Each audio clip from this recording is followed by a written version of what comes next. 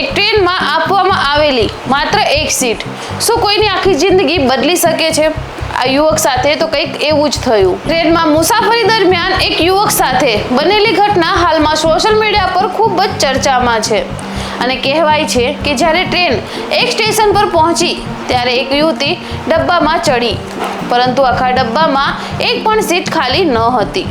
યુવતી ઊભી રહીને મુસાફરી કરવા માટે મજબૂર બની. ત્યારે ત્યાં બેઠેલા એક યુવકે પોતાની સીટ તે યુવતીને ઓફર કરી દીધી.